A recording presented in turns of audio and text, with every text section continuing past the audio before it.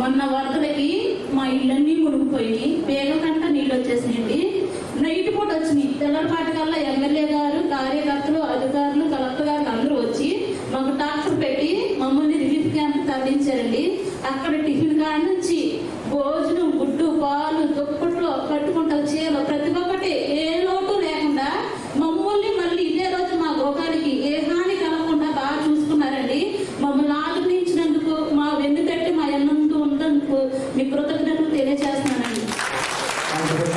మీరంటే నాకు చాలా అంటే చాలా అభిమానం సార్. మాకు శనివారపేట కాజ్వే ఒకటి, వైఎస్ఆర్ కాలనీ ఒకటి, అలాగే పవర్పేట రైల్వే స్టేషన్ సార్. నేను 2006లో 6th క్లాస్ చదువుకున్నాను సార్. ఆ సమస్య అలాగే ఉంది సార్. లో బ్రిడ్జ్ ఉంది సార్, ఏలూరు రాజీవ్ గృహ వారధి అనేది ఉంది సార్. కొంచెం వర్షం వస్తే అది మొత్తం మునిగిపోతుంది సార్. మీరు ఏలూరు రావడం మాకు చాలా సంతోషం సార్. మాకు దేవుడు వచ్చిన వరంగా మేము భావిస్తున్నాం సార్. ఆంధ్రప్రదేశ్ రాష్ట్ర ముఖ్యమంత్రి వర్యులు చంద్రబాబు నాయుడు గారికి, అలాగే వేదిక నుంచి అలంకరించిన ఇతర ఎమ్మెల్యేలకి, అధికారులందరికీ నా హృదయపూర్వక నమస్కారాలు. మరి మన రాష్ట్రానికి మరి ఆపదలంటే మరి చంద్రబాబు గారు రాగానే వస్తాయి అనే విధంగా గత 2014లో అప్పుడేమో మన ఉద్దుగు తుఫాన్ వచ్చి వైజాగ్ అంతా కొట్టిపోయినప్పుడు బస్సులో ఉండి మరి అందరిని రక్షించారు. ఇప్పుడు కూడా విజయవాడలో వచ్చిన తుఫాన్కి మరి 10 రోజులు కలెక్టర్ ఆఫీసులో ఉండి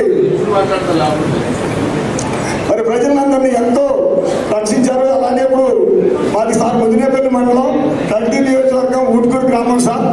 మాకు అగ్రికల్చర్ చేలన్నీ మునిగిపోయి 12 రోజులు అయిపోయింది సార్. ఒక ఎకరం కూడా పనికిరాదు. మరి మా ఎమ్మెల్యే గారు పొటాగుండి అమెరికా నుంచి వచ్చి కొల్లేరు గ్రామాలతో పాటు మా గ్రామాల కూడా తిరిగి అగ్రికల్చర్ అనే రెవెన్యూ వాళ్ళని కూడా అలర్ట్ చేసి ఆల్రెడీ అన్ని మరి నష్టపోయిన రైతులందరినీ పలకరించి రిపోర్ట్ చేశారు సార్. రైతులందరూ మీకు ఇది మీద ఎంతో సాయం చేస్తామని ఎదురు చూస్తున్నారు సార్. మినిమం రైతు ఒక ఎకరానికి 20,000 ఖర్చు అయింది సార్. 75 రోజుల తర్వాత మునిగిపోయింది. దీనికి అందరికీ కారణం గత ప్రభుత్వం తప్పిదాలు సార్. మరి డెల్టా ఏరియాలో గత 5 సంవత్సరాల్లో ఒక్క కాలువ కూడా పొడి ఢీపోవడం వల్ల ఇలాంటి ఇబ్బంది జరిగింది సార్. ముఖ్యంగా మాకు కడ్డూరు ఏరియాలో కిక్కిస్ అనేది బాగా ఇబ్బంది సార్. మరి రాబోయే రోజుల్లో అలాంటి ఇబ్బంది రాకుండా ముందుగా కాలువలన్నీ బాగు చేపించి రైతులందరూ న్యాయం చేస్తారని చెప్పని చంద్రబాబు గారికి ఎంతో ఎదురు చూస్తున్నాను సార్. Thank you. ఈ కార్యక్రమానికి చేసినటువంటి రైతు సోదరులందరికీ ఈ వరద గురించి మీ కష్టాలు చెప్పుకోవడానికి ఇక్కడికి వచ్చిన మిమ్మల్ని అందరికీ కూడా పేరు పేరున మనస్ఫూర్తిగా నా నమస్కారాలు, అభినందనలు, శుభాభినందనలు. నిన్నటి వరకు 10 రోజులు ఏదైతే కృష్ణా నదిలో ఎప్పుడూ ఊహించినటువంటి వరద రావడం, అదే సమయంలో బుడమేరులో గడచిన ప్రభుత్వం చేసిన తప్పిదాల వల్ల విజయవాడ అతలాకుతలమయ్యే పరిస్థితి వచ్చింది.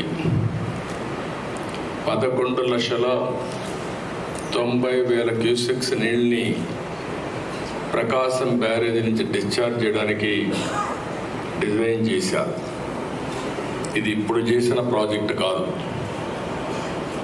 1854లో చేస్తే 1894 వరకు బ్రిటిష్ వాళ్ళు కట్టినట్టుంటాయి.